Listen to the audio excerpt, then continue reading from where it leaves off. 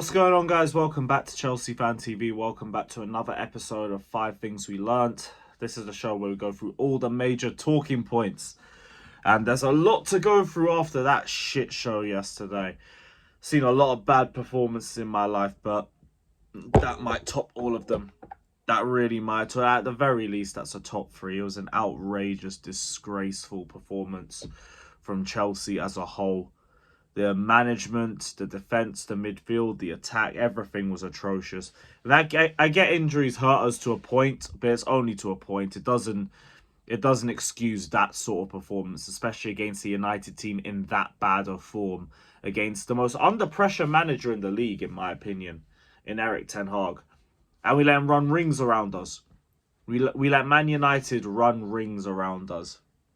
We need to have a lot of very uncomfortable conversations about where the squad's going, the potential of the squad, because I feel like everyone's quick to write off a lot of these players. And I feel like these players aren't being coached in the right way.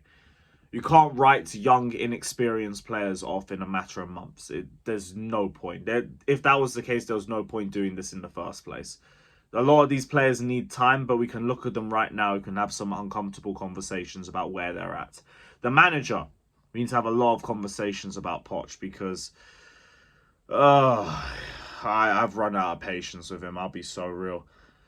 Trust is earned, faith is earned. My first point is that I just have no confidence in Pochettino anymore. I had barely any in the last few weeks anyway. But this is it for me. This is it. I don't believe in this guy. Belief, trust, faith is earned, and everything looks completely out of place. The guy makes mistakes game after game after game. I had a list of mistakes that he had before even this last game. Carney Chukwuemeka off for Mudryk, which killed the balance of the game in the West Ham match. Gallagher right wing against Newcastle. 2 forwards at home against Luton and Nottingham Forest. Colwill left back, Chilwell left wing, Disasi right back at Brentford. The constant struggles against low blocks. The excuses that I saw today. Well, yesterday, after the game. It was like Graham Potter was still in charge. I am not disappointed because I think they gave everything. I don't know what kind of copium this is, but the players look clueless. The players look disjointed. And we are 4 months into his reign at Chelsea now. And the players don't look like they have a clue. We've seen the likes of Ange walk into a Tottenham team without Harry Kane and make them play liquid football. Even with the likes of Van de Ven and Maddison out, they still cook. They took Emerson Royale and Ben Davies in a back 2 to Man City, and they kept Haaland quiet. Emery has turned Aston Villa into quiet title contenders. Who else? De Zerbi. Instant impact of him at Brighton, with the likes of Colwill, Caicedo. He had Mudryk at Shakhtar Donetsk. He got a tune out of him there too. They all look clueless here. They all look clueless. That comes down to the manager. Some of the decisions that I see this guy make, like we were constantly trying to play out the back in this game, and it was just clearly not working for us. Clearly not working for us, and we didn't try anything else. I know the bench wasn't great, but this leads into my second point as well. This Colwill at left-back experiment needs to die, needs to finish. He's not a left-back. He is a centre-back, and he is struggling at the left-back position. Now, I get we were forced to do that in the first half. That's fine. I understand that. As annoying as it is what it is. Second half, though, you take Cucurella off, the natural left-back, and you keep Colwill on at left-back, and you bring Reece James on.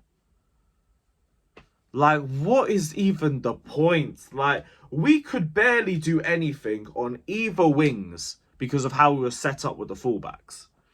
You've got Cucurella, who isn't comfortable on the right-hand side, can only really do a job defensively there, but he's not being given any help by Sterling, who's just lazy defensively again. And Cucurella obviously can't offer him a lot offensively, so we're struggling on one wing. On the other wing, we've got the same thing with Colwill and Mudryk. Colwill ain't getting no defensive support from Mudryk. He was lazy as hell. Lazy as hell today. And the same thing goes with him when Mudryk's going up top and he's got no one to overlap with or no one to interchange with, because Colwill's just not meant to be in that area. We're holding ourselves back. That's all we're doing. We're just holding ourselves back with this stupid tactics of playing players out of their natural position. And it feeds into another point for me, because the off-the-ball work rate was just pathetic. It was straight pathetic. Enzo, Caicedo and Mudryk all jogging for the first goal. Mudryk in particular was so bad when it came to his defensive output. And like, if you're not an Eden Hazard, if you're not a Ronaldo, you can't not be tracking back. That's reserved for the players who are world class going forward. Mudryk is not world class yet. He has the potential to be at that area, but he's not there yet. Eden Hazard could get away with not tracking back from day one because he'd just be the best player on the football pitch. So you're not going to ask him to track back. Mudryk is not that guy, so he needs to be doing the defensive work.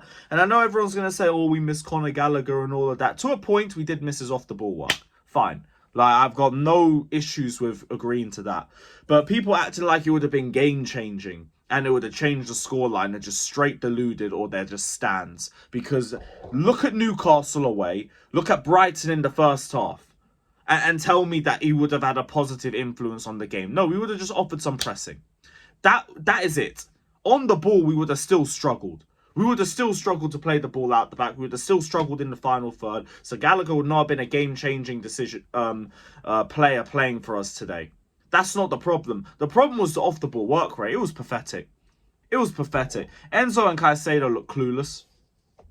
Palmer struggled in attacking midfield.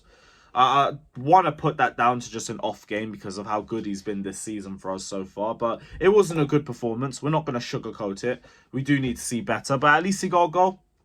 Whatever, we'll take it. We got an open play goal. We're in the mud. But whatever. Off the ball work rate was pathetic and it needs to improve. And I guess with Gallagher back in the team for the next match, it might. But we're going to be playing a deep block with Everton. So, what's even the point of starting him? But while we talk about the midfield, passing in general, another point, absolute joke. Absolute joke. Robert Sanchez, probably our best player, in all honesty, because of the shot stopping. But I don't even want to give him that because of how bad his passing was. And it put us in danger so many times. It put the players in danger so many times. And we were constantly struggling to get the ball out of our half because of it. It's been a problem for so long. It led to the penalty. Thank God he saved it, but led to the penalty. We shouldn't have even been in that position. We should be trying to maintain control. That's the whole point of playing out the back. How are we meant to maintain control from the back when we can't even play it out there consistently? Why can't we do this after 4 months? Why are we still doing Colwell at left back for full 90? Like, it's ridiculous, but it all just goes down to the manager, because this is my final point. But if all the players look disjointed and if all the players look clueless, 4 months into this damn process, you need to be pointing the fingers at this coach. And he's just not good enough. It's not good enough right now. I don't know how long the boards and everyone are going to take with Poch. I hope he can turn it around. But right now, I don't have any confidence in this guy. I've got no confidence in him at all. I keep saying it. Confidence and trust is earned. People who are doubting the manager shouldn't be belittled because they're not blindly following him. No, prove it. Prove why you're good enough to manage this football club. He's not done anything to prove that. All he's done is make excuses. All the board and everyone up above have done is made excuses. Talk about... I saw a briefing come out to Fabrizio today, where he said we're waiting for Nkunku, Chilwell and Broja to come back. Like, what? The amount... We went right back to the Nkunku excuse again, first and foremost. And now we're acting like bringing back Chilwell's going to do anything. The what? Cucurella's actually been good at left back this season, bar the Newcastle game. And we're acting like Chilwell's going to be game-changing, unless, God forbid, we throw him at left wing again. I might actually just stop going altogether if I see that. Oh, I don't know where we go from here. We got Everton, a ground that we struggle to play well in general. Again, with a style of play that we struggle to play well against in general. We were meant to be going on an unbeaten run, and we failed at the first hurdle. It's just not good enough. It's just not good enough. Big up to everybody just locked in. Hit the like button, subscribe. Pray for this club, man. Pray for this club.